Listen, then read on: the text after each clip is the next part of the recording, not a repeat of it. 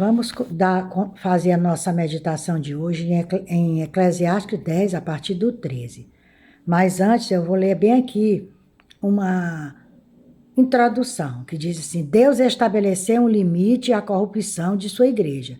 Quando a noite está mais escura, então a aurora está a caminho. A história oculta dos avivamentos é marcada por um sentimento de profunda insatisfação que desperta muitos corações. Vive-se um período melancólico, exaustão e fadiga invadem o nosso espírito, e os prazeres do mundo não mais satisfazem, como a alma doente dos homens se volta suspirando para Deus, vagamente recuperando a consciência que muitos sensivelmente perderam ao trocar a alegria celestial por terrena, pois com decadência da visão espiritual o mundo perdeu sua alma de graciosidade. Lentamente esse sofrimento cresce, o coração do homem começa a clamar por Deus, pelas certezas espirituais, por visões renovadas.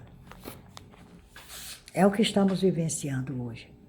Muitos líderes religiosos caindo porque passou a trazer as coisas do mundo para dentro da igreja. Muitos crentes achando que isso não tem problema, mas tem, porque é a decadência. O próprio texto aqui diz que a decadência é a morte espiritual. Diz aqui no 13. O princípio das palavras da sua boca é astúcia, e o fim da sua boca um desvario péssimo. Olha só. Bem que o tolo multiplica as palavras, não sabe o homem o que será. A quem lhe dará saber e o que será depois dele? O trabalho dos tolos a cada um deles fadiga, pois não sabem como ir à cidade. Ai de ti, ó terra, cujo rei é criança, e cujo príncipe comem de manhã. Bem-aventurado tu, ó terra, cujo rei é filho do nobre, e cujos príncipes comem a tempo, para refazer as forças e não para bebedice. Olha só. Bem-aventurado tu, ó terra, cujo rei é filho dos nobres, e cujo príncipe comem a tempo, para refazer as forças e não para bebedice. Muitos servos dizem, não, só uma tacinha de vinho não tem problema. Olha só o que o texto nos diz, para refazer as forças e não para bebedice. Pela muita preguiça se enfraquece o teto, e pela frouxidão das mãos goteja a casa. Olha só, pela muita preguiça se esfraquece o teto, e pela frouxidão das mãos goteja a casa. Ele está aqui se referindo ao preguiçoso.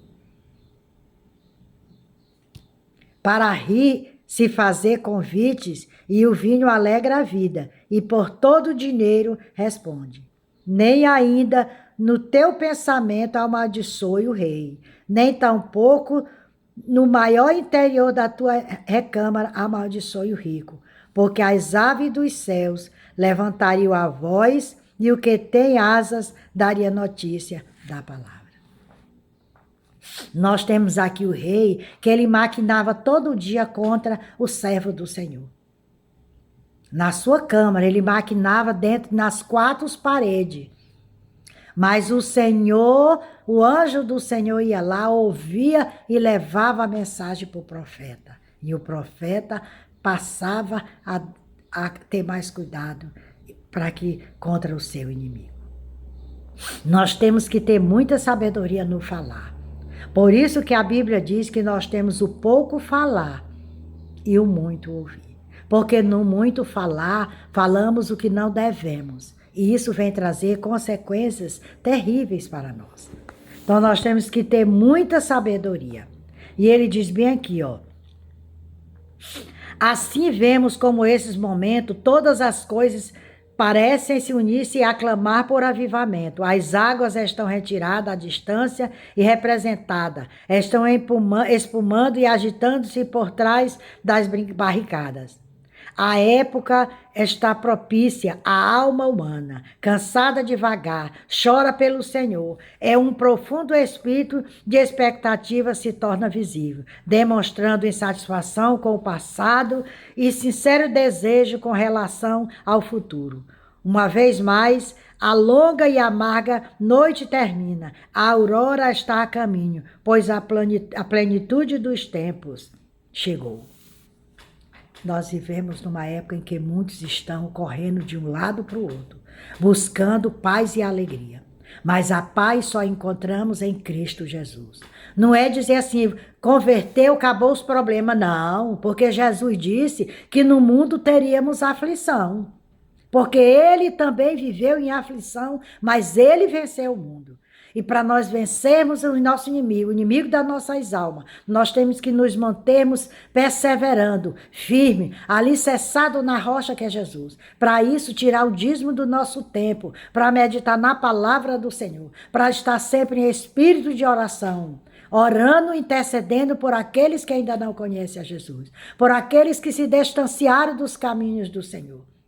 É a nossa missão aqui nessa terra. É interceder por os povos, pelas nações, por nossa família. Interceder por aqueles que estão cegos, surdos espiritualmente.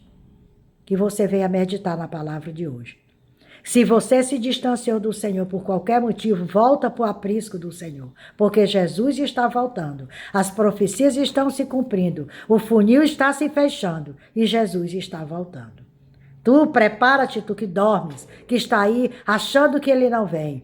Cuidado, vigia, porque só existe dois caminhos. O caminho do Hades e o caminho do paraíso. Qual escolhes para ti?